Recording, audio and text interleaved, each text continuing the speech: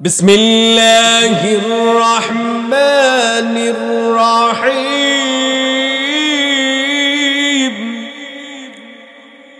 وإذا قرئ القرآن فاستمعوا له وأنصتوا لعلكم ترحمون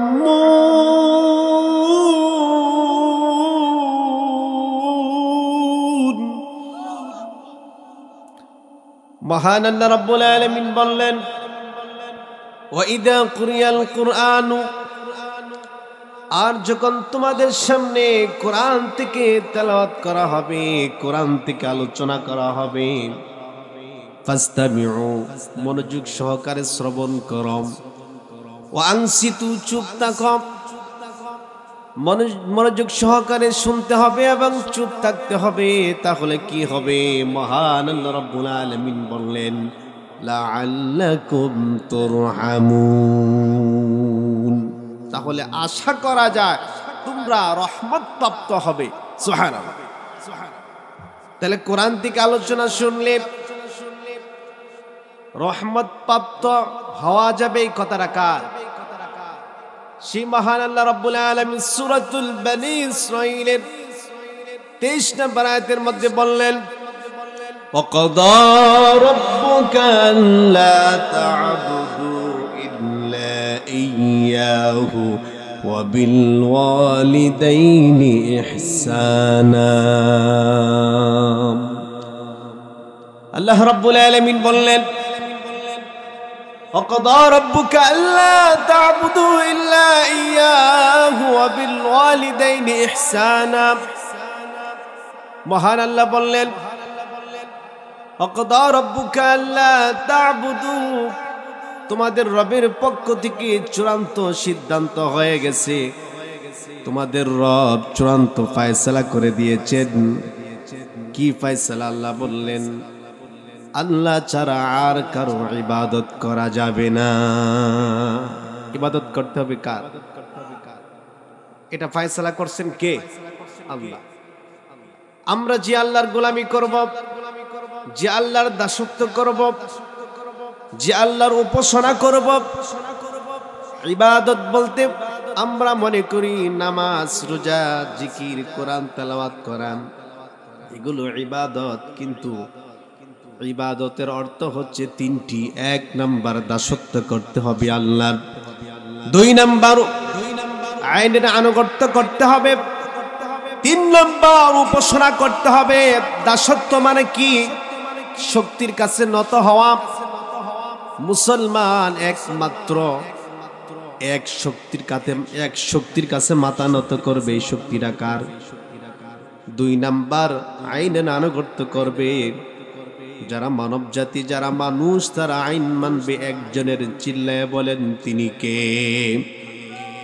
আর উপাসনা মানে কি? চাওয়া পাওয়া। আপনার জীবনের যত চাওয়া পাওয়া আছে সব চাইবেন কার কাছে? কারণ এই পূর্ব পশ্চিমের মালিক কে? আল্লাহ বললেন রব্বুল মাশরিকি ওয়াল মাগরিবি লা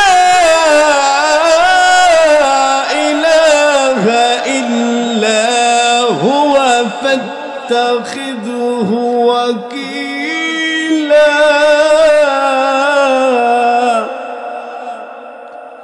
আল্লাহ বললেন রব্বুল মাশরিকি ওয়াল মাগরিব, পূর্ব পশ্চিম, পূর্ব দিকের এবং পশ্চিম দিকের মালিক। আল্লাহ বললেন আমি আল্লাহ, লা ইলাহা ইল্লাহু, তিনি ছাড়া কোনো ইলাহ নেই, কোনো মাবুদ নেই। ফাত্তাখিযহু ওয়াকিলা, একমাত্র উকিল মানতে হবে। চিল্লায় বলুন কাকে? আপনার ভাই আপনার বিরুদ্ধে মামলা করছে, জমি নিয়ে মামলা করছে। মামলা করার পরে আপনার ভাই বাদী বিবাদী, উকিল ধরেনি? উকিল ধরে তার জমির যে কাগজপাতি যা আছে সব উকিলের কাছে দিয়ে রাখে। এই দেখেন আমার এই জমির কাগজপাতি, মোকাবেলা যা করার দরকার তখন কিন্তু এই বিবাদী করে না, করে কে? উকিলে। উকিলে, আপনার আমার উকিলকে। আপনার জীবনে আমার জীবনে অনেক সমস্যা আছে। মেয়ে বিবাহর বয়স হয়েছে, বিবাহ হয় না, ছেলের চাকরি হয় না, অসুস্থ, সুস্থ হন না, ব্যবসা করেন, ব্যবসায় বরকত নেই, ঘরে খাবার নেই, কত সমস্যা, কত সমস্যার মধ্যে আমরা আছি। আল্লাহ বললেন, বান্দা যদি আমি আল্লাহকে উকিল মানো, আমি আল্লাহকে রব মানো, তাহলে তোমার সমস্ত সমস্যা সমাধানের দায়িত্ব আমি আল্লাহ নিলাম। কান্না সুবহানাল্লাহ। সে আল্লাহ কয়, সে আল্লাহ কয় এক, সে আল্লাহ কয়।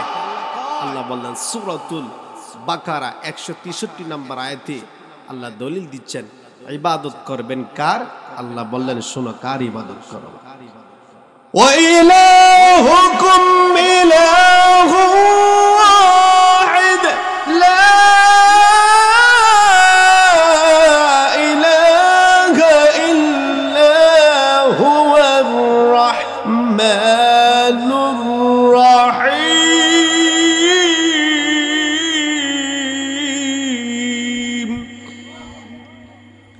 আল্লাহ বললেন, ওয়া ইলাহুকুম ইলাহু ওয়াহিদ, আর তোমাদের উপাস্য, তোমাদের উপাসনাকারী, তোমাদের ইলাহ এক, লা ইলাহা ইল্লা হুয়া, তিনি ছাড়া কোনো ইলাহ নেই, কোনো মাবুদ নেই, কোনো আইনদাতা নেই, কোনো বিধানদাতা নেই। আল্লাহ বললেন, হুয়ার রহমানুর রহিম, তিনি পরম করুণাময় এবং অসীম দয়ালু। যিনি, তিনি কে? আল্লাহ। জোরে বলেন, কে? আল্লাহ। এজন্য সে আল্লাহর ইবাদত করতে হবে, সে আল্লাহর গোলামি করতে হবে, আর কারো গোলামি করা যাবে না, আর কারো উপাসনা করা যাবে না। কিন্তু আমাদের সমাজে এমনও কিছু মানুষ আছে, দেখা যায় শুক্রবার জুমার দিনে মসজিদে নামাজ আদায় করে, আবার জুমার নামাজের পরে মাজারে গিয়ে সেজদা দেয়। আছে না নাই? এই এলাকায় মাজার আছে? কঠিয়াদি মাজার নাই? কঠিয়াদি মাজার আছে না? জুমার দিন জুমার নামাজ আদায় করে আল্লাহকে সেজদা দেয়, আবার নামাজ শেষ করে আবার মাজারে গিয়ে সেজদা দেয়। এরকম মানুষ আসেনি? কিন্তু এই যে সেজদা দিলেন, সেজদা পাওয়ার একমাত্র হক, একমাত্র অধিকার কার? আল্লাহর। আর অন্য কোথাও সেজদা দেওয়া যাবে না।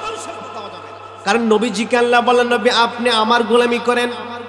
সূরাতুল জুমারের 11 নম্বর আয়াতের মধ্যে মহান আল্লাহ রাব্বুল আলামিন বললেন, কুল ইন্নী উমিরতু আন আ'বুদাল্লাহা মুখলিসান লাহুদ্দীন।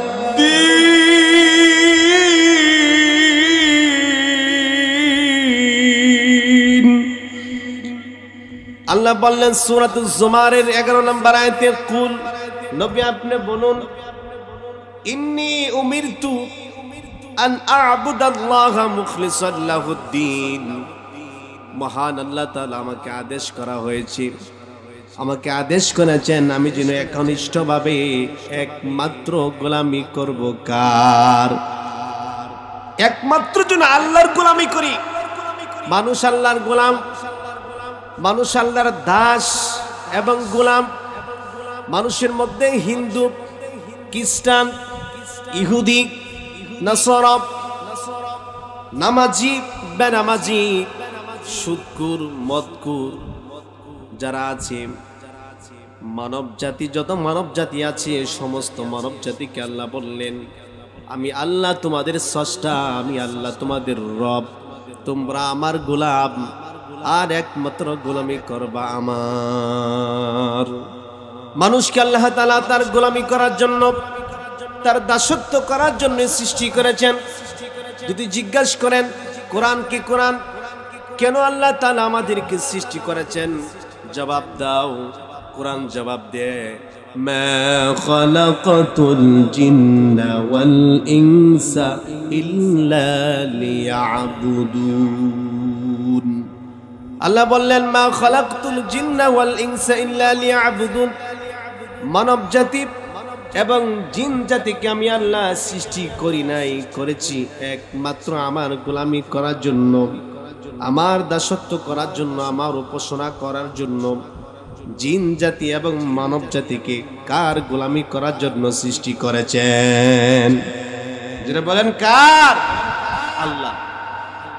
এবার আসেন রাসূলে আরবি সাল্লাল্লাহু আলাইহি ওয়াসাল্লাম শুধু মুসলমানদেরকে আল্লাহর গোলামি করার জন্য দাওয়াত দেন নাই, এমনকি যত মানব জাতি আছে সমস্ত মানব জাতিকে আল্লাহ রাসূল সাল্লাল্লাহু আলাইহি ওয়াসাল্লাম ইবাদত করার, গোলামি করার দাওয়াত দিয়েছেন।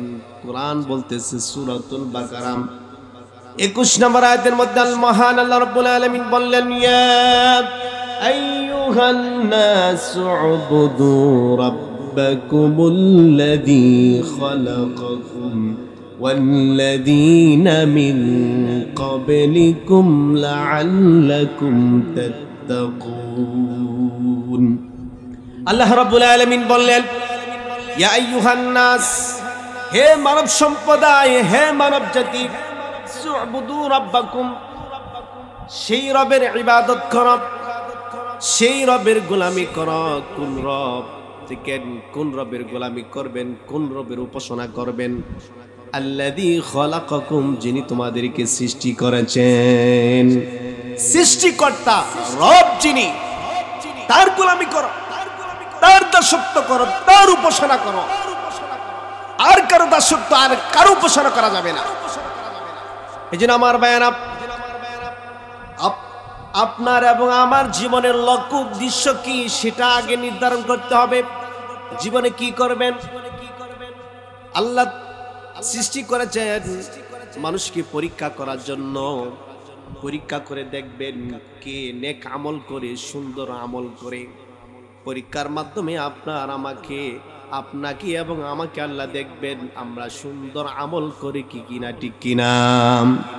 এটা আল্লাহ তাআলা কোরআন দিয়া বললেন, الذي خلق الموت والحياة ليبلوكم أيكم أحسن عملا وهو العزيز الغفور।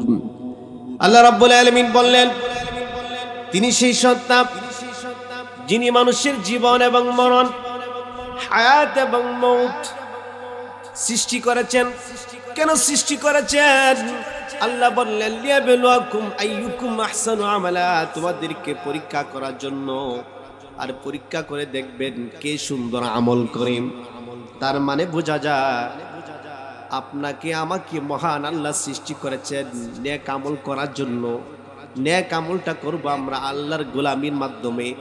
এমন আমল করতে হবে যে আমলটা আল্লাহ পছন্দ করেন, ঠিক কিনা। আমার বন্ধুগণ, আমরা মনে করি শুধু নামাজ বুঝি আল্লাহর ইবাদত, রোজা বুঝি শুধু আল্লাহর ইবাদত না, নামাজ রোজা এগুলো আল্লাহর ইবাদত।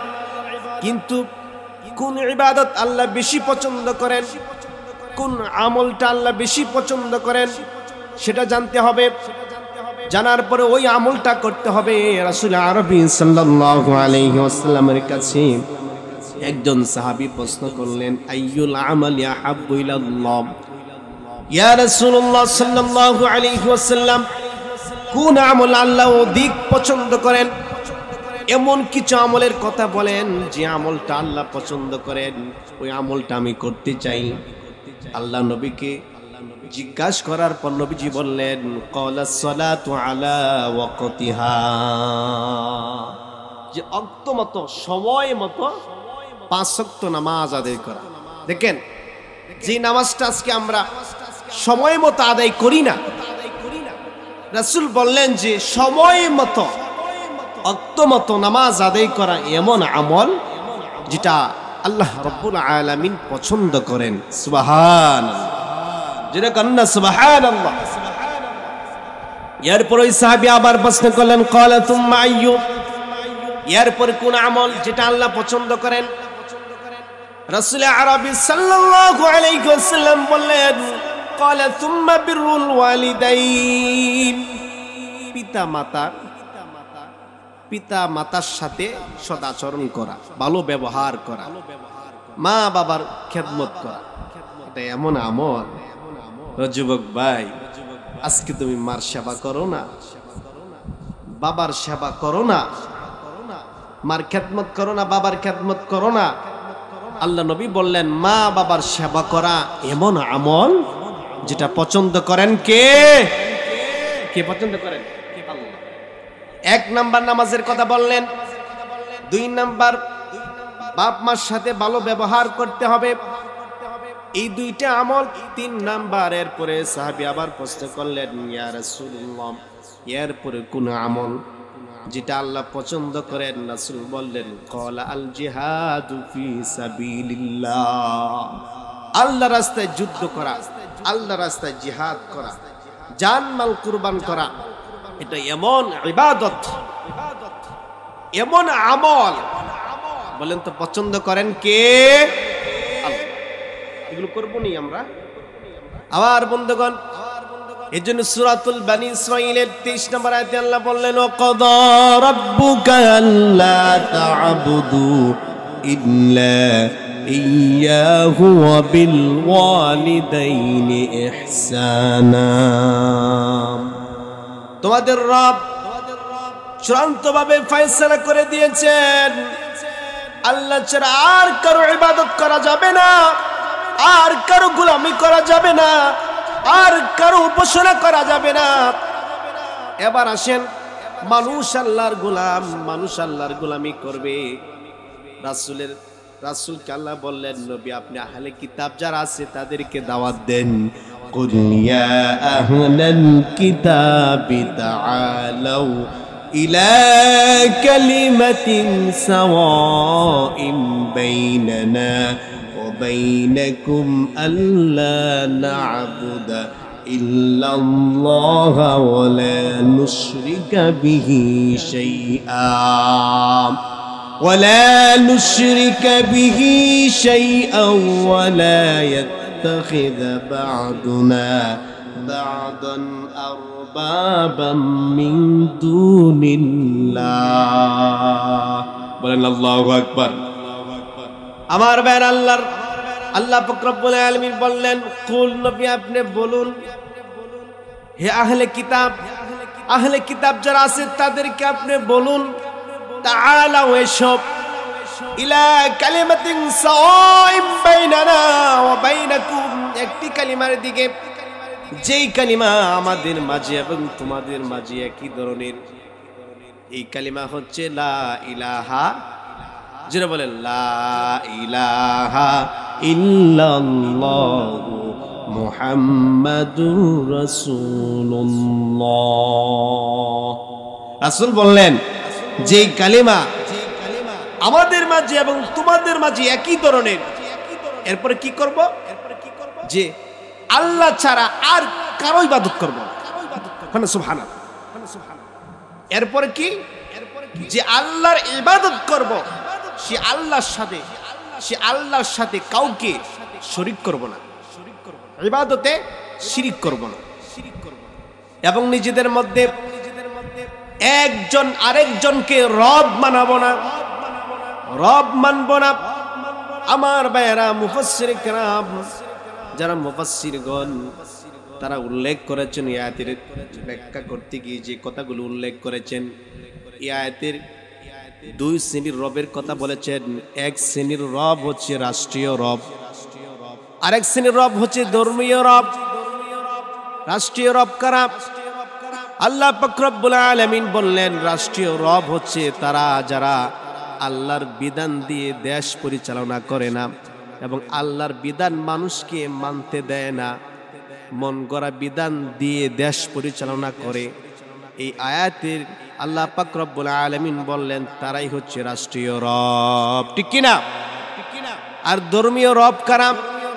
বন্ড আলেম, বন্ড ফির, যারা মানুষের কাছ থেকে সেজদা নেয় এবং বলে যে আমার কাছে বায়াত গ্রহণ করো, নামাজ লাগবে না, রোজা লাগবে না, আমার কাছে বায়াত গ্রহণ করো, আমি কিয়ামতের দিন তোমাকে আল্লাহর কাছে সুপারিশ করে তোমাকে জান্নাতে নিয়ে যাব। এরকম কিছু বন্ড ফির আছে না নাই? এরকম কিছু বন্ড আলেম আছে না নাই? এরা হচ্ছে ধর্মীয় রব, রাষ্ট্রীয় রব, ধর্মীয় রব।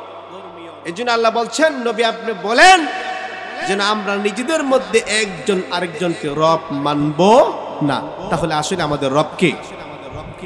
এরপরে আল্লাহ পাক রব্বুল আলামিন বলেন, নবী এই যে দাওয়াত দিলেন, এবার পরিষ্কার তাদেরকে বলেন, যদি তারা এই দাওয়াত গ্রহণ না করে, যদি আমার এই দাওয়াত তারা গ্রহণ না করে, তাহলে কিয়ামতের দিন আমি আল্লাহ তাদের জন্য রেখে দিয়েছি জাহান্নাম। যারা আল্লাহর গোলামি করবে, আল্লাহর উপাসনা করবে, আল্লাহর দাসত্ব করবে, যারা আল্লাহর বান্দা, কিয়ামতের দিন তাদের ডান হাতে আমলনামা দিবেন। আর যারা আল্লাহর গোলাম, যারা আল্লাহর গোলামি করবে না, আল্লাহর দাসত্ব করবে না, আল্লাহর উপাসনা করবে না, কিয়ামতের দিন তাদের বাম হাতে আমলনামা দিবেন। এই জন্যই হাসরের দিন, বিচারের দিন দল হবে দুইটা, একদল চলে যাবে জান্নাতে আর একদল চলে যাবে জাহান্নামে। তাহলে সূরাতুল বানী ইসরাঈলের 23 নম্বর আয়াতের মধ্যে আল্লাহ যে কথাটা বলেছেন যে একমাত্র গোলামি করব কার? জোরে বলেন কার? 2 নাম্বার কি? ওয়াবিল ওয়ালিদাইনি ইহসানা, মা বাবার সাথে ভালো ব্যবহার করো। দেখেন আল্লাহর হুকুম মানা কি? জোরে কোন? ফরজ। তাহলে মা বাবার হুকুম মানা কি? ফরজ না, আল্লাহর হুকুম মানা ফরজ, কিন্তু মা বাবার হুকুম মানা ফরজ না। মা বাবার খেদমত করা ফরজ। সুবহানাল্লাহ। কারণ আল্লাহর ইবাদতের পরেই মার সেবা করা, বাবার সেবা করা, মা বাবাকে ইহসান করা, এটা এমন একটি আমল, এই আমলটা পছন্দ করেন কে? যত জায়গায় কোরআনে আল্লাহ মা বাবার কথা বলেছেন, বলার সাথে সাথে কোথাও 3টি ব্যাখ্যা করেছেন, কোথাও 7টি, কোথাও 4টি। মা বাবার কথা বলার সাথে সাথে আল্লাহ ব্যাখ্যা করলেন। এর কারণ কি? আল্লাহ বললেন, ও সন্তানেরা, তোমরা যারা মা বাবার মাধ্যমে দুনিয়াতে আসছো, আমি আল্লাহ বললাম ওয়াবিল ওয়ালিদাইনি ইহসানা, মা বাবাকে ইহসান করো। আর ইহসানের ব্যাখ্যাও আল্লাহ নিজে করলেন। কিভাবে সন্তান মার সাথে কথা বলবে, বাবার সাথে কথা বলবে, এগুলো শিখাচ্ছেন কে? জোরে বলেন কে? আল্লাহ কোরআন দিয়ে বললেন, ইম্মা ইয়াবলুগান্না ইনদাকাল কিবরা আহাদুহুমা আও কিলাহুমা ফালা তাকুল লাহুমা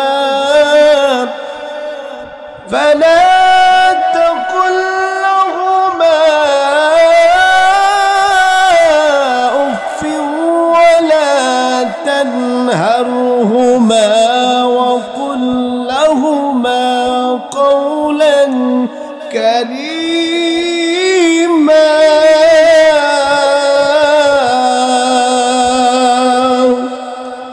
আল্লাহ রাব্বুল আলামিন বললেন, ইম্মা ইয়াবলুগান্না ইনদাকাল কিবারা আহাদুহুমা, দুইজন অথবা একজন বৃদ্ধ অবস্থায় সন্তানের কাছে যদি মা বাবা দুইজন অথবা একজন থাকে, এমত অবস্থায় সন্তান মার সাথে কিভাবে কথা বলবেন, কি আচরণ করবে, আল্লাহ পাক রব্বুল আলামিন সন্তানকে নসিহত করতেছেন, সন্তানকে উপদেশ দিচ্ছেন কে?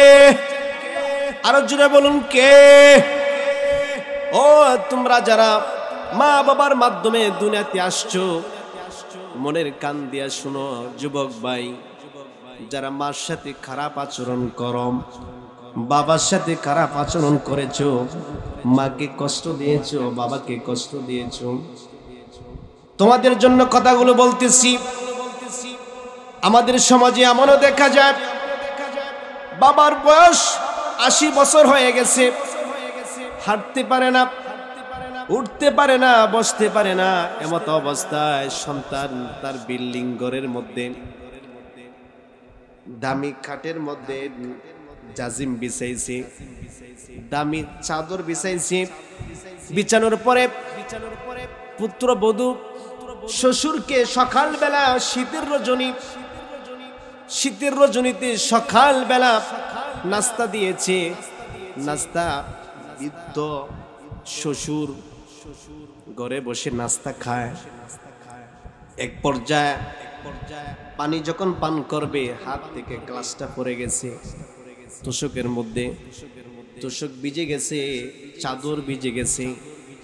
এমত অবস্থায় সন্তান ঘরে ঢুকলো। ঢুকার পরে এই অবস্থা দেখে সন্তান বলতেছে, আব্বা এটা কি করলেন? আহা, এটা কি করলেন? এই কথা বলে কি বলে না? কথা বলেন। কিন্তু আল্লাহ পাক রব্বুল আলামিন সন্তানকে নিষেধ করলেন, খবরদার বৃদ্ধ অবস্থায় মার কোন আচার ব্যবহারে সন্তান যেন উফ শব্দটা পর্যন্ত না বলে নিষেধ করেছেন কে? কিন্তু আমাদের সমাজে দেখা যায় অনেক সন্তান মাকে ধমক দেয়, বাবাকে ধমক দেয়, মার চোখের সাথে চোখ রাঙিয়ে কথা বলে। আছে না নাই? কম না বেশি? হ্যাঁ বেশি, গড়ে গড়ে আছে। কিন্তু মা বাবার সাথে সুন্দর করে কথা বলা এটা ইবাদত। সুবহানাল্লাহ। খালি নামাজ ইবাদত না, নামাজ তো ইবাদত আছে, কিন্তু সুন্দর করে মার সাথে বাবার সাথে কথা বলা এটা ইবাদত। কে বলছেন? দেখেন বৃদ্ধ অবস্থায় আপনার মা আপনার বাবা প্রস্রাব পায়খানা করে ফেলবে।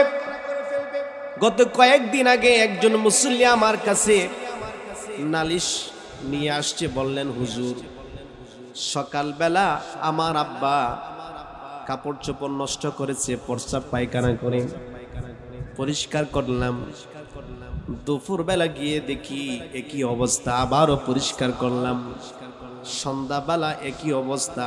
হুজুর আমি তো সহ্য করতে পারতেছি না, বারবার এই বৃদ্ধ বাবার এই প্রস্রাব পায়খানা পরিষ্কার করতে আমার কষ্ট হয়, আমি কি করব? আমি বললাম, ভাই এটা প্রস্রাব পায়খানা পরিষ্কার করতেছো না, তোমার জান্নাতের রাস্তা পরিষ্কার করতেছো। ঠিক না? পৃথিবীতে নামাজ পড়লে যে আপনি জান্নাত পাবেন, রোজা রাখলে যে জান্নাত পাবেন, কোরআন তেলাওয়াত করলে যে আল্লাহ জান্নাত দিবেন, সরাসরি ভাবে আল্লাহ কথা বলেন নাই।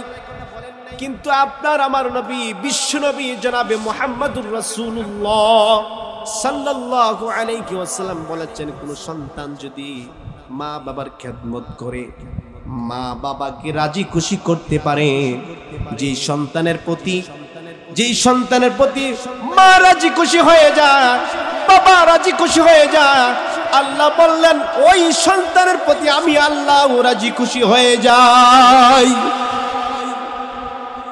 রাসূল বললেন, হুমা জান্নাতুকা ওয়া নারুকা, তোমার মাই তোমার জান্নাত, তোমার বাবাই তোমার জান্নাত, তোমার মা বাবাই তোমার জান্নাত, তোমার মা বাবাই তোমার জাহান্নাম। এর মানে কি? সন্তান ইচ্ছা করলে মার সেবা করে, সন্তান ইচ্ছা করলে বাবার সেবা করে জান্নাত কামাই করতে পারবে, আবার সন্তান ইচ্ছা করলে মার নাফরমানি করে, বাবার নাফরমানি করে জাহান্নাম কামাই করতে পারে। ঠিক না? এবার সিদ্ধান্ত আপনার, কি করবেন? মারে দমক দেওয়া যাবে না, বাবাকে দমক দেওয়া যাবে না। বৃদ্ধ অবস্থায় মা বাবার অনেক কাজ করবে যেটা আপনার মন মতো হবে না। আপনার মন মতো না হওয়ার কারণে যদি বাবাকে দমক দেন, মাকে দমক দেন, রাসূল আরবি সাল্লাল্লাহু আলাইহি ওয়াসাল্লাম বললেন তার জীবনের কোন ইবাদত আল্লাহ কবুল করবেন। ইবাদতগুলো নষ্ট করবেন কে? যেটা বলেন কে? কিন্তু এই সমাজে বহু সন্তান মারে দমক দেয়, বাবাকে দমক দেয়, আছে না নাই? কথা যখন বলে এমন ভাবে কথা বলে মনে হয় যে এটা তার বাপ মা না, শ্বশুর শাশুড়ি, মনে হয় এটা কাজের বুয়া, আর বাবাকে মনে হয় যে মুনি, এটা বুঝি কাজ করতে আইছি। আব্বা এটা করেন, আম্মা এই কাজটা করেন, কখন বলছে এই কাজটা করার জন্য, কেন করলেন না? এরকম কথা বলে কি বলে না? আল্লাহ তাআলা নিষেধ করলেন। উফ ওয়ালা তানহারহুমা ওয়া কুল লাহুমা কওলান কারীমা।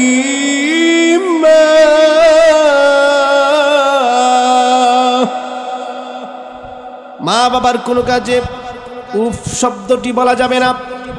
কথা যখন সন্তান বলবে, আল্লাহ বললেন খবরদার দমক দিয়া কথা বলা যাবে না, দমকের সুরে কথা বলা যাবে না, মার চোখের দিকে চোখ রেখে কথা বলা যাবে না, মার চেহারার দিকে তাকিয়ে কথা বলা যাবে না, বাবার চেহারার দিকে তাকিয়ে কথা বলা যাবে না। সন্তান যখন মার সাথে কথা বলবে, বাবার সাথে কথা বলবে, মাথা থাকবো নিজ দিকে। কোন দিকে? এমনকি মাথা নিজ দিকে তা হ্যাঁ, চোখ এইভাবে বড় বড় করে। গত কয়েকদিন আগে সফরে গেলাম সুনামগঞ্জ। আসার পথে গভীর রজনীতে আমার পাশে একজন ছেলে বসে আছে। আমি দেখতেছি বারবার তার মা তাকে ফোন দেয়, ফোন রিসিভ করে একটা বারো সালাম দেয় না। মা বলতেছে বাবা তুমি কোথায়? সন্তান বলতেছে আমি গাড়ির মধ্যে। মা বলতেছে বাবা সাবধানে আসবাম। ছেলে বলতেছে মা তুমি ঘুমাও। মা বলতেছে ওরে সন্তান কিভাবে আমি ঘুমাবো? গভীর রজনীতে তোমার বিবি ঘুমিয়ে গেছে, তোমার বাবা ঘুমের মধ্যে, তোমার সন্তান ঘুমায়, তোমার ভাই ঘুমায়, তোমার বোন ঘুমায়, কিন্তু আমি তো তোমার মা, আমি তো তোমার জনম দুঃখিনী মা। তুমি রাস্তায় কোন সময় জানি বিপদ চলে আসে, আমার তো বাবারে চোখে ঘুম আসে না। একটু পর পর মা সন্তানকে ফোন দেয়। একবার এক পর্যায়ে সন্তান বলতেছে মা আর বারবার ফোন দিয়ে আমাকে বিরক্ত করবা না। এই কথা বলার পরে মা অনেক কষ্ট পেয়েছে, ফোন রেখে দিছে। রাখার পরে কিছুক্ষণ পরে শাশুড়ি ফোন দিছে। কিছুক্ষণ পরে শাশুড়ি ফোন দিছে। ফোন দেওয়ার পরে শাশুড়ি ফোন রিসিভ করে সে প্রথমে বলছে আসসালামু আলাইকুম ওয়া রাহমাতুল্লাহ। শাশুড়িকে বলতেছে আম্মা কেমন আছেন, আপনার শরীরটা ভালো কিনা, শুনেছিলাম আপনি অসুস্থ, ওষুধ খান কিনা, চিন্তা করেন। ও নাফরমান যুবক, কতবার মার ফোন রিসিভ করলে একটা বার সালাম দিলা না, ঠিক কিনা? এরকম আসেনি? মারে আম্মা কয় না, বাফারে আব্বা কয় না, কয় মেয়েন, কয় এদিকে আসেন। কিন্তু শাশুড়িরে কি সুন্দর কয় আম্মা ও আব্বা। আরে এই মধুর ডাক, তুমি শ্বশুর শাশুড়িকে কত মিষ্টি ভাষায়, কত মধুর ভাষায় তুমি ডাকতেছো। আরে এরকম সুন্দর সুন্দর করে এরকম সাবিল ভাষায় কথা বলার কথা ছিল তোমার মার সাথে বাবার সাথে, ঠিক কিনা বলে? কারণ এই আদবটা আল্লাহ নিজে শিখাইছে যে সন্তান তুমি মাকে দমক দিবা না, সুন্দর করে কথা বলো। কিন্তু আজকে যেখানে সুন্দর করে কথা বলার, সুন্দর ব্যবহার করার কথা ছিল সেখানে নাই, যেখানে করার আদেশ নাই সেখানে করতেছে, ঠিক কিনা বলে? আমার বন্ধুগণ, এই জন্য মহান আল্লাহ পাক রব্বুল আলামিন কত সুন্দর করে বললেন সন্তান বেশি মার খেদমত করবে না বাবার খেদমত করবে। একজন সাহাবী রাসূল আরবি সাল্লাল্লাহু আলাইহি ওয়াসাল্লামের কাছে এসে বললেন ইয়া রাসূলুল্লাহ খেদমত করব কার? আমার কাছ থেকে খেদমত বেশি পাওয়ার হক কার? রাসূল আরবি সাল্লাল্লাহু আলাইহি ওয়াসাল্লাম বললেন তোমার মার। এরপরে সাহাবী আবার প্রশ্ন করলেন এরপরে খেদমত করব কার, সেবা করব কার? রাসূল বললেন তোমার মার। তৃতীয়বার আবার প্রশ্ন করলেন এরপরে খেদমত করব কার? বললেন তোমার মার। চতুর্থবার আবার প্রশ্ন করলেন ইয়া রাসূলুল্লাহ এরপরে খেদমত করব কার? রাসূল বললেন ক্বালাতু মাবুকা, এরপরে খেদমত করবা তোমার পিতার। সুবহানাল্লাহ। তাহলে বাবার চাইতে 3 গুণ হক বেশি কার? কেন? কারণ আসেনি? কারণ আল্লাহ তাআলা সূরাতুল আহকাফের 15 নম্বর আয়াতের মধ্যে বললেন যে কেন বাবার চাইতে 3 গুণ হক মার বেশি। এই কথাটা বলছেন কে? আল্লাহ বললেন ووصينا الإنسان بوالديه إحسانا حملته أمه كرها ووضعته كرها وحمله وفصاله 30 شهرا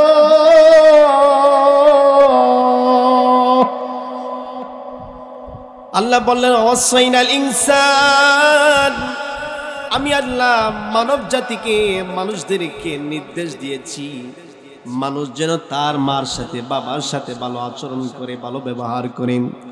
বিশেষ করে মার সাথে মার খেদমত বেশি করতে হবে, মার সেবা বেশি করতে হবে। এটা দুনিয়ার কোন মানুষের কথা না, মহান আল্লাহ বললেন 3 কারণে মার খেদমত বেশি করতে হবে, মার দিকে লক্ষ্য বেশি রাখতে হবে। 3টা কারণে। কয়টি কারণ? আল্লাহ বললেন হামালাতুহু উম্মুহু কুরহা ওয়া ওয়াদাআতুহু কুরহা। আল্লাহ বলেন তোমার মা তোমাকে অতি কষ্ট করে, কষ্টের সাথে গর্ভধারণ করেছে। 10 মাস 10 দিন, 9 মাস, 8 মাস আপনাকে আমাকে যিনি গর্ভে রেখেছিলেন তিনি হচ্ছেন আপনার আমার মা। যেদিন আপনি গর্ভে আসছেন, আমি যেদিন মায়ের গর্ভে এসেছিলাম সেদিন থেকে সন্তান প্রসব করা পর্যন্ত মা একটা দিন শান্তিতে আরামে ঘুমাতে পারে নাই, ঠিক কিনা? কারণ মহিলার গর্ভে সন্তান আসলে একটা আলামত প্রকাশ পায়, বমি ভাব, খাবার রুচি, এবং যা খায় সব বমি করে কি করে ফেলে দেয়। এটা কি বাবা করছে না মা করছে? এটা বাবা করে না, এটা মা করছে। 10 মাস 10 দিন আপনাকে পেটে ধারণ করেছে আপনার মা, বাবা করে নাই, ঠিক কিনা বলেন? এরপরে আসেন, সন্তান প্রসব করেছেন। প্রসব করতে গিয়ে 1 বালতি রক্ত তার শরীর থেকে বাহির হয়েছে। মা এমনও দেখেছি বাগলপুর হাসপাতালে 20 বছর ধরে সন্তান হয় না, ছেলে বিবাহ করেছেন। কত কবিরাজ, কত ডাক্তারের কাছে গিয়েছেন, এরপরও সন্তান হয় না। তার মানে আল্লাহ পাক রব্বুল আলামিন যদি কাউকে সন্তান না দেয়, বুঝতে হবে এটা আল্লাহ পরীক্ষা করছেন, ঠিক কিনা? কিন্তু আমাদের সমাজে বিবাহ হওয়ার পর যদি শুক্রে আসতো, অর্থাৎ 1 বছর হয়ে গেল বিবাহ করেছেন, সন্তান হয় না, দেখবেন বিভিন্ন মাজারে দৌড়ায়, আছে না নাই? তাবিজ আনে। গত কয়েকদিন আগে একজন মুসল্লি আসে, কয় হুজুর আমার একটা তাবিজ দেন।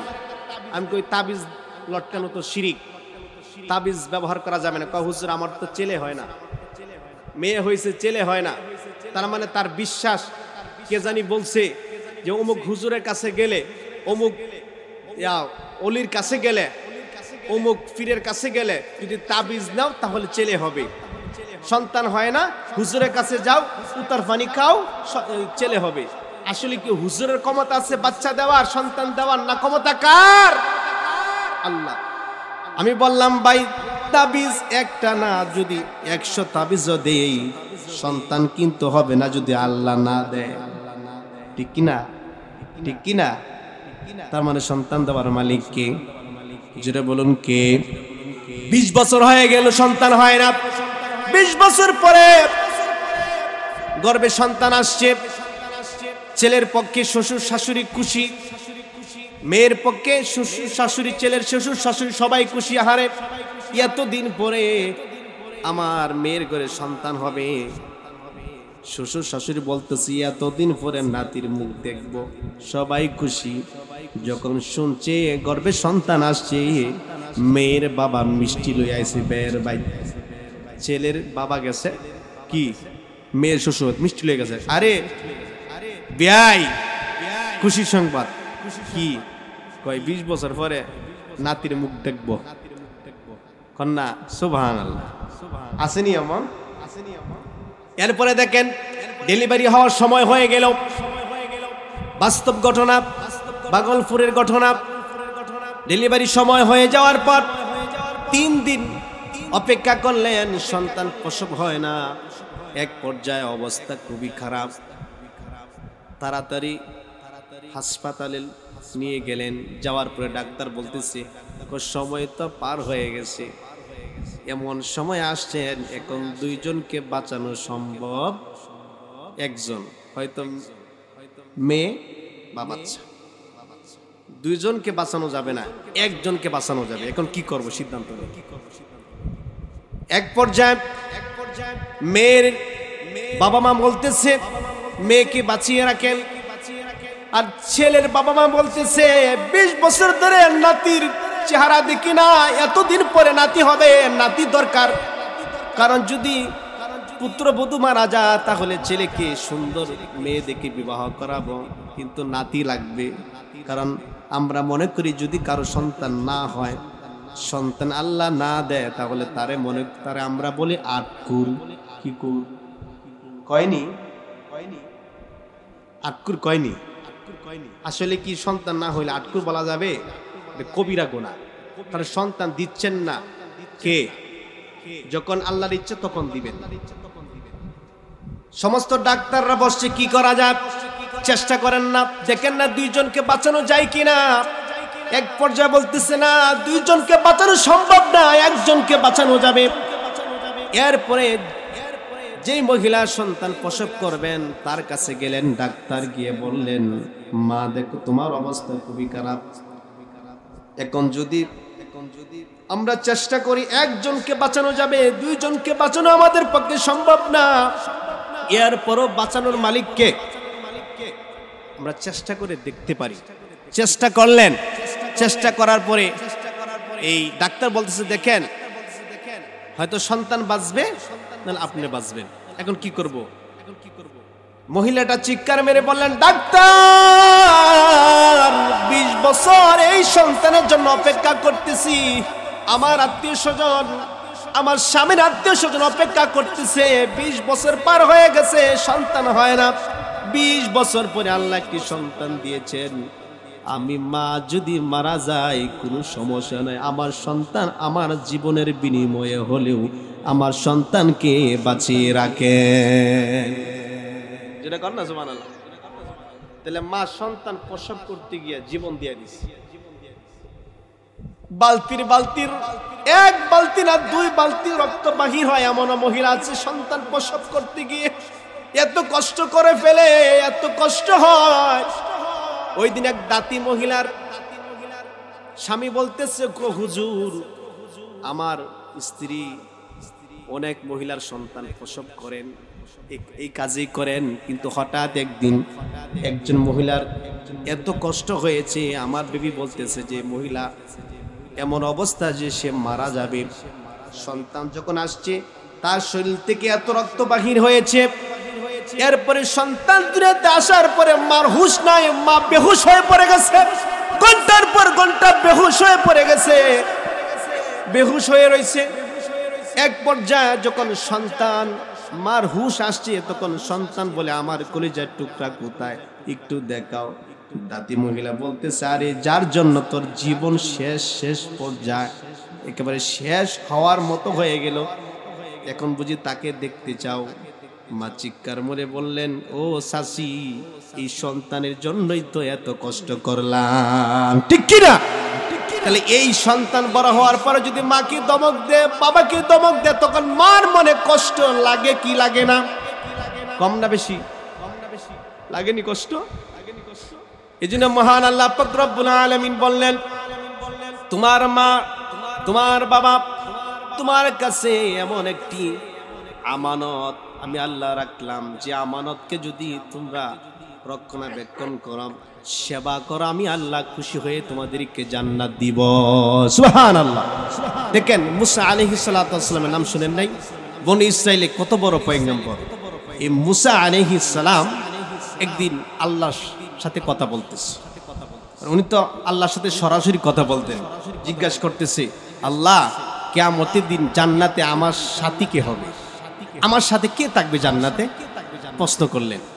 আল্লাহ বলেন, মুসা শোনো, কিয়ামতের দিন জান্নাতে তোমার সাথী হবে একজন কসাই, একজন কসাই থাকবে তোমার সাথে জান্নাতে। মুসা আলাইহিস সালাম উনি বললেন, আল্লাহ আমি একজন নবী মানুষ, আমার সাথে জান্নাতে থাকবে একজন নবী, কিন্তু আমার সাথে জান্নাতে একজন কসাই থাকবে, কি এমন আমল যে জান্নাতে আমার সাথে কসাই থাকবে? আল্লাহ এটা তো হতে পারে না। আল্লাহ বললেন, মুসা কেন তোমার সাথে একজন কসাই জান্নাতে থাকবে? তুমি যদি শুনতে চাও, দেখতে চাও, তাহলে যাও, গিয়ে দেখো এই কসাইয়ের কি এমন আমল যে আমলের কারণে তোমার সাথে জান্নাতে থাকবে। এবার মুসা আলাইহিস সালাতু ওয়াস সালাম চলে গেলেন কসাইয়ের দোকানে, গিয়ে দেখলেন কসাই গরু জবাই করতেছে। নবী মানুষ দূর থেকে দেখতেছে কসাই কি করে, কি এমন আমল, ভিআইপি আমল দেখার জন্য গেলেন। কসাই গরু জবাই করলেন, গরু জবাই করার পর ভালো একটি মাংসের টুকরা আলাদা করলেন, গোশতের টুকরা আলাদা রাখলেন। এবার মুসা আলাইহিস সালাতু ওয়াস সালাম বললেন, আল্লাহ এই ব্যক্তি নাকি আমার সাথে জান্নাতে থাকবে, এই ব্যক্তি তো গোশত চুরি করলো। কি চুরি করলো? আল্লাহ কে মুসা কথা কইও না, দেহ কি করে, তোমার কথা বলার দরকার নেই, তুমি দেখো সে কি করে। সারাদিন স্পেশাল ভিআইপি কোনো আমল নাই, শুধু মাংস বিক্রি করতেছে। সন্ধ্যার সময় এই যে আলাদা একটি সুন্দর গোশতের টুকরা ব্যাগের মধ্যে রাখছিলেন, এই ব্যাগের গোশত নিয়ে সে বাড়ির দিকে রওনা হয়ে গেল। মুসা আলাইহিস সালাতু ওয়াস সালাম পিছনে পিছনে যাচ্ছেন। ওই কসাই ঘরের মধ্যে ঢুকলেন, ঢোকার পরে মুসা আলাইহিস সালাতু ওয়াস সালাম দরজায় নক করলেন। বললেন কে? তিনি বললেন, আমি একজন মুসাফির, রাতটা আপনার কাছে থাকতে চাই। কসাই বললেন, আহলান সাহলান, আসেন আসেন, মারহাবা, খুশি হয়ে গেলেন। কারণ আগের যুগের মানুষ যদি বাড়িতে মেহমান আসতো তাহলে খুশি হয়ে যেত, কিন্তু এখন দেখা যায় মেহমান আসলে অনেক মানুষের চেহারা কালো হয়ে যায়, ঠিক কিনা? তো মুসা আলাইহিস সালাম ঘরে ঢুকলেন, বললেন, একজনে আজানের জবাব দেন, তাহলে হয়ে যাবে, যা আপনি পাশের রুমে বিশ্রাম করেন, ওই রুমে আমার একটু কাজ আছে। জুরি থেকে বিদ্যা মাকে বাহির করলেন, বাহির করার পরে দেখলেন প্রস্রাব পায়খানা করে কাপড় চোপড় নষ্ট হয়ে গেছে। কসাই মাকে জড়িয়ে ধরে বললেন, ওগো মা, সারাটা দিন আপনি আমার জন্য কষ্ট করলেন, আমি আপনার খেদমত করতে পারি নাই, প্রস্রাব পায়খানা করে কাপড় চোপড় নষ্ট করেছেন, পরিষ্কার করতে পারি নাই। মা, আপনি আমাকে মাফ করে দেন, ক্ষমা করে দেন, আমি সন্তান হিসেবে আমার দায়িত্ব ছিল, কিন্তু খোঁজ খবর নিতে পারি নাই। এই কসাই মাকে গোসল করালেন। গোসল করানোর পরে রুমাল দিয়ে শরীরটা মুছে দিলেন, কাপড় পরালেন। এরপরে এই বিদ্যা মাকে বললেন, আম্মা আপনি এখানে বসেন, এই যে গোশতের টুকরা, ভালো মাংস রেখেছিলেন, গোশত রেখেছিলেন, এই গোশতগুলো ভালোভাবে কাটলেন, রুটি বানালেন। বানানোর পরে এই গোশত এবং রুটি মার মুখে তুলে দিচ্ছে। সুবহানাল্লাহ। মা রুটি এবং গোশত খায়, খায় আর মিটমিটায় হাসে, হাসতেছে, খাইতেছে আর হাসতেছে। তো খাওয়া শেষ, দুই হাত উঁচু করে আল্লাহর কাছে দোয়া করতেছে, বলতেছে, আল্লাহ ও আমার মালিক, আমার সন্তান প্রতিদিন এইভাবে রুটি এবং গোশত তরকারি রান্না করে আমাকে মুখে তুলে খাওয়ায়। আল্লাহ, আমি আমার সন্তানের প্রতি রাজি খুশি হয়ে গেছি, তুমি আমার এই সন্তানের প্রতি রাজি খুশি হয়ে যাও। কন্যা সুবহানাল্লাহ। এবং দোয়া করলেন, আল্লাহ শুনেছি এই জামানার সবচেয়ে বড় পয়গম্বর মুসা আলাইহিস সালাম, তার সাথে কিয়ামতের দিন আমার এই কসাই সন্তানকে তুমি জান্নাত দিও। কন্যা সুবহানাল্লাহ। তাহলে মা দোয়া করছে, যেন মুসা নবীর সাথে তার সন্তান জান্নাতে থাকতে পারে। এবার আসেন, মার দোয়া কবুল হবে কিনা? কত পার্সেন্ট? কত পার্সেন্ট? 100% না 90%? 99ও না, 100% মা সন্তানের জন্য দোয়া করলে দোয়া কবুল হবে। এবার এই কষাই গুস্ত এবং রুটি, পাশের রুমে যে মুসাফির মুসা আলাইহিস সালাতু ওয়াস সালাম বসে আছেন, ওনার কাছে গিয়ে বললেন, ও ভাই মুসাফির, এই তোমার রাতের খাবার, খাবার খেয়ে ঘুমিয়ে যাও, সকালবেলা তুমি যাবে তোমার কাজে, আমি যাব আমার কাজে। মুসা আলাইহিস সালাম বললেন, রাখো, পরে এই খাওয়ান পরে খাইমু, আগে কও এই বৃদ্ধা মহিলাটা কে? কইতেন না সুবহানাল্লাহ? এই বৃদ্ধা মহিলাকে আগে বলো। কসাই ক, ভাই মুসাফির, এই মহিলা আর কেউ না, ইনি হচ্ছেন আমার জনম দুঃখী মা, আমার জনম দুঃখিনী মা, আর কেউ না। এই মা ছাড়া এই দুনিয়াতে আমার কেউ আপন না, আর কেউ আপন নেই। এই মা আমার একমাত্র আপন, এই মা আমার সব। মুসা আলাইহিস সালাম বললেন, তাহলে তোমার মার মুখে যখন গোশত এবং রুটি তুলে দিচ্ছিলে, তোমার মা কি যেন হেসে হেসে কি যেন বলছিল, দুই হাত উঁচু করে ফিস ফিস করে কি যেন বলছিল, একটু বলো। কসাই ডাক দেয়া বলে, ভাই মুসাফির, আমার মা বহু বছর ধরে একটা পাগলা দোয়া করে, কিন্তু আমি জানি এই দোয়া কোনোদিন কবুল হবে, এই দোয়া কোনোদিন কবুল হবে না, আমি জানি। মুসা আলাইহিস সালাম বলেন, আচ্ছা তোমার মা কি দোয়া করে বলো তো? তো কসাই বলতেছে যে প্রতিদিন আমি আমার কাজ শেষ করে যখন ঘরে আসি, যখন রান্না করে মাকে আমি খাওয়াই, এই খাওয়ানোর পরে আমার মা খুশি হয়ে আল্লাহর কাছে একটা পাগলা দোয়া করে, কিন্তু আমি জানি এই দোয়াটা কোনোদিন কবুল হইতো। মুসা আলাইহিস সালাম বলে, আরে কি দোয়া করে বলো? এই কসাই বলতেছে, প্রতিদিন আমার মা দুই হাত উঁচু করে আল্লাহর কাছে দোয়া করে, বলে, আল্লাহ, আমি আমার সন্তানের প্রতি রাজি খুশি হয়ে গেছি। শুনেছি জামানার সবচাইতে বড় নবী মুসা আলাইহিস সালাতু ওয়াস সালাম, ওই এত বড় পয়গম্বর, এত বড় নবী কিয়ামতের দিন জান্নাতে যাবে। আমি চাই আল্লাহ তুমি আমার সন্তানকে মুসা নবীর সাথে জান্নাতে সাথী বানায়া দাও। কন্যা সুবহানাল্লাহ। মুসা নবী ডাক দিয়ে বলে, কসাই, তুমি বলতেছো তোমার মা দোয়া করে, তুমি জানো এই দোয়া কোনোদিন কবুল হবে না। আমি এই জামানার সবচেয়ে বড় নবী মুসা, এই জামানার আমি পয়গম্বর, কিয়ামতের দিন মহান আল্লাহ পাক রব্বুল আলামিন আমাকে বলে দিয়েছেন যে মুসা কিয়ামতের দিন তোমার সাথে জান্নাতে থাকবে। কসাই, ও কসাই, তোমার মার দোয়া মহান আল্লাহ কবুল করে নিয়েছেন। এটা কন্যা সুবহানাল্লাহ। তাহলে মা দোয়া করছে, কবুল করছেন কে? এখন তো যে মা বদদোয়া দেয়, কবুল হইবনি? দেখেন, মা বাবা এমন জিনিস, তারা এমন দুইজন মানুষ, এরা দোয়া করলেও কবুল, বদদোয়া করলেও কবুল। যদি দোয়া করলে কবুল হইতো, দোয়া না করতো, বদদোয়া কবুল না হইতো, তাহলে সমস্যা ছিল না। দোয়া করে না সমস্যা, কিন্তু দোয়া করলেও কবুল, বদদোয়া দিলেও কবুল করে নেন কে? দেখেন, মার বদদোয়া, মার মনে কষ্ট দিয়েছিল একজন সাহাবী আলকামা রাদিয়াল্লাহু তাআলা আনহু। নবীর একজন সাহাবী আলকামা রাদিয়াল্লাহু তাআলা আনহু মৃত্যুর সময় 3 দিন হয়ে গেছে, আলকামার মুখ থেকে কালিমা বাহির হয় না। রাসূল বললেন সাহাবীদেরকে, ও সাহাবীরা যাও, আলকামার শিয়রে বসে মাতার কাছে বসে কালিমার তালকিন দাও। আমরা আমাদের বাবা মারা যাওয়ার সময়, মার মৃত্যুর সময়, আত্মীয় স্বজনের মৃত্যুর সময় আমরা পাশে বসে কান্না করি, ঠিক না? এই সময় কান্না করে কোনো লাভ নাই।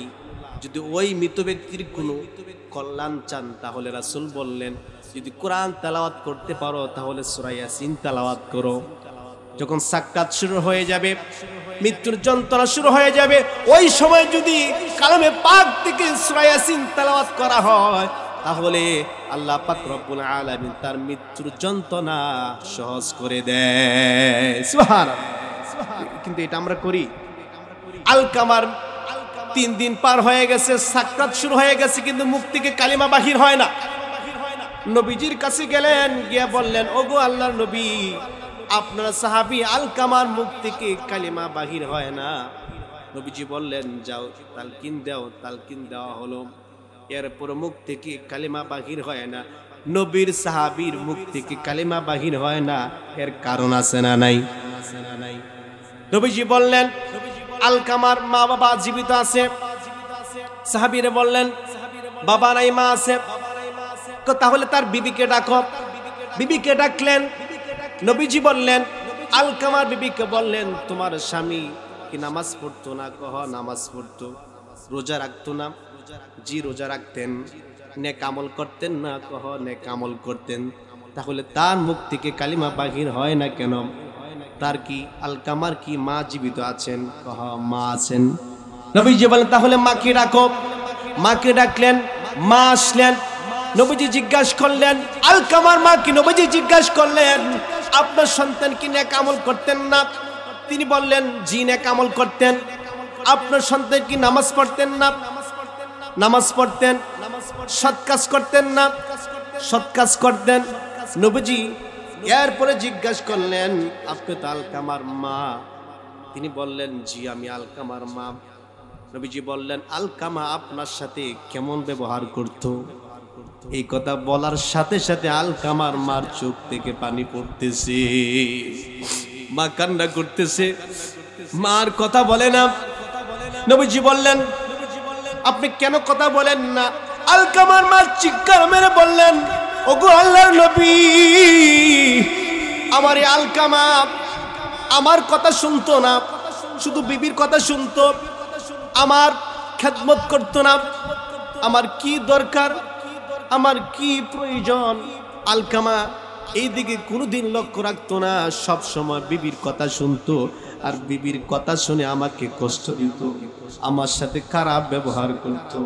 নবীজি বললেন, এখন তো আপনার সন্তান এমন অবস্থা, এখন মৃত্যুর সময় তার চলে এসেছে, আপনি আপনার সন্তানকে মাফ করে দেন। মা কান্না করতেছে, মা বলতেছে, ওগো নবীজি, আমার সন্তান আমাকে এত কষ্ট দিয়েছে, এত আঘাত দিয়েছে, আমি আমার আলকামাকে মাফ করব? নবীজি তখন বললেন, যদি আপনি মাফ না করেন তাহলে আপনার সন্তান তো জাহান্নামে যাবে। সাহাবীদেরকে বললেন, ও সাহাবীরা, লাকড়ি আনো, লাকড়ি এনে আগুন ধরাও।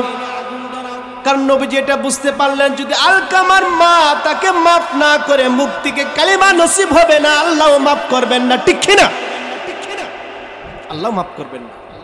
নবীজি একটি কৌশল অবলম্বন করলেন, বললেন, লাকড়ি আনো, আগুন ধরাও। লাকড়ি আনা হলো, আগুন ধরানো হলো। এবার নবীজি বলতেছে, আলকামাকে আগুনে নিক্ষেপ করো। মা পাশে বসা। জনম দুঃখিনী মা, জনম দুঃখী মা, মার সামনে সন্তান আগুনে নিক্ষেপ করবে, মা কি এটা সহ্য করতে পারবে? মা চিৎকার মেরে বললেন, ওগো নবীজি, এই আলকামাকে আমি 10 মাস গর্ভে রেখেছি, প্রসব করতে গিয়ে অনেক কষ্ট করেছি, 2 বছর দুধ পান করাইছি, এটা আমার কলিজার টুকরা সন্তান। ওগো নবীজি, আমার সামনে আমার আলকামাকে আগুনে নিক্ষেপ করবেন, আমি মা সহ্য করতে পারবো না। আমি তো মা, আমি তো সহ্য করতে পারবো না।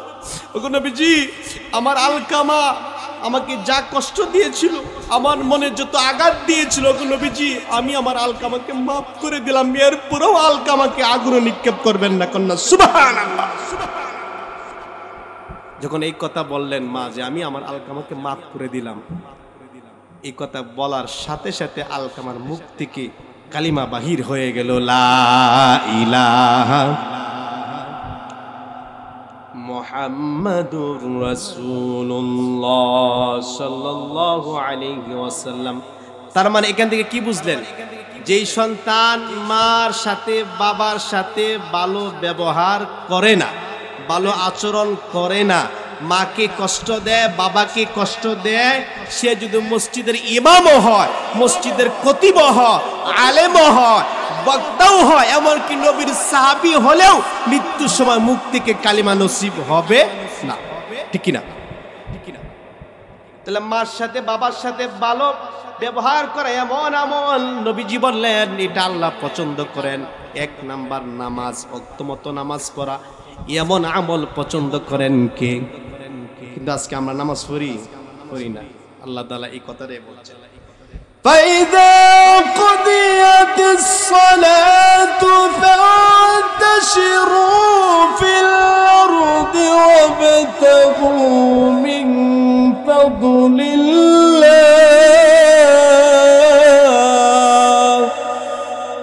আল্লাহ বললেন ফাইদা কুদিয়াতিস সালাত ফান্তাশিরু ফিল আরদ, যখন নামাজ শেষ হয় জমিনে ছড়িয়ে পড়ো, কি করো? রিজিক তালাশ করো। দেখেন তাহলে 2টা আমল, আল্লাহর ইবাদত, বাপ মার সেবা, এই তো বাপ মার খেদমত। এরপরে দেখেন এই বাপ মা যখন 2 জন অথবা 1 জন দুনিয়া থেকে বিদায় নিবে তখন কি করবেন? তখন বাপ মার জন্য দোয়া করতে হবে। এই কথাটা কি বলছেন?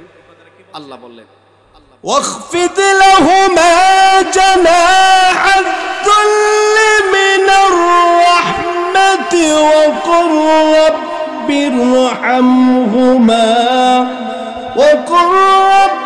ارحمهما كما ربياني صغيرا।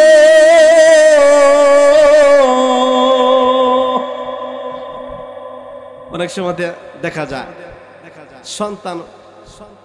সন্তানের কাছে বাপ মা টাকা চায়নি, বাবা ওষুধ লাগবে টাকা দেও, অথচ সন্তানের টাকা ব্যাংকে লক্ষ লক্ষ টাকা তৈরি রাখছে, জমা করে রাখছে, বাপেরে দেয় না, মারে দেয় না।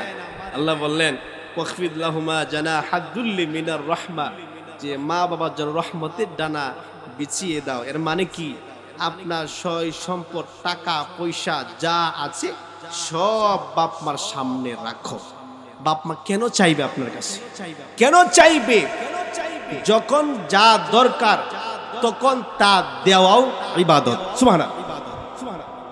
তাহলে বাপ মার সেবা করা ইবাদত, আল্লাহর গোলামি করা ইবাদত।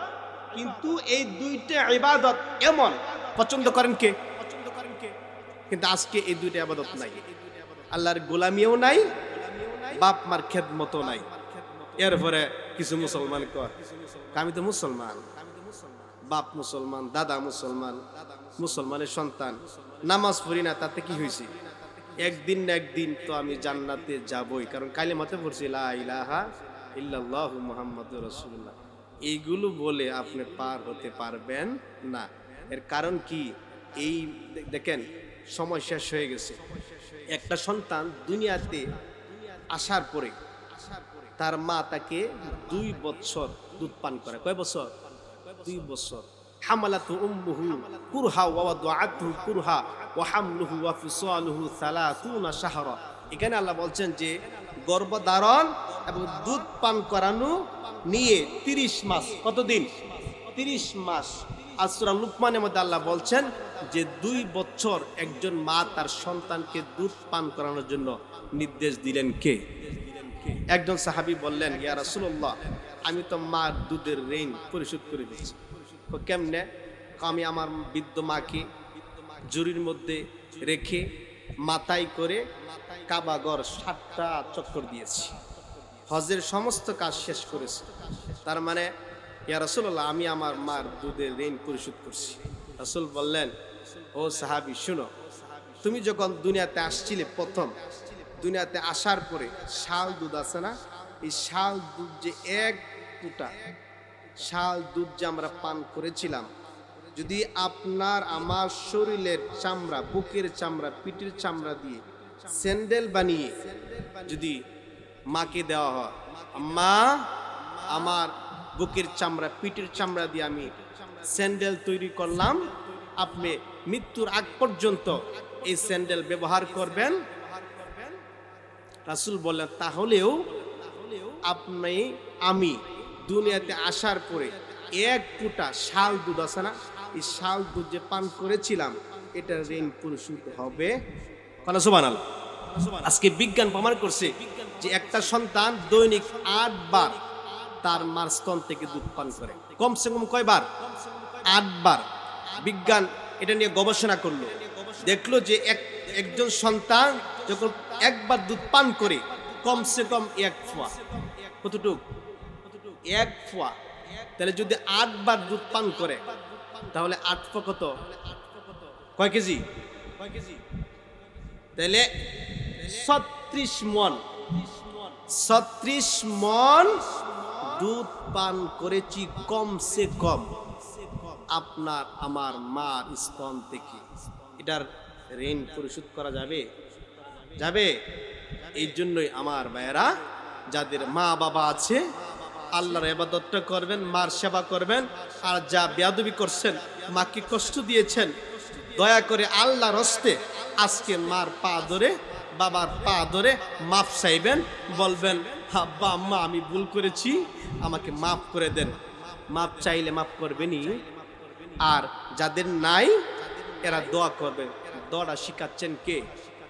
واخفض لهما جناح الذل من الرحمة وقل رب ارحمهما كما ربياني صغيرا।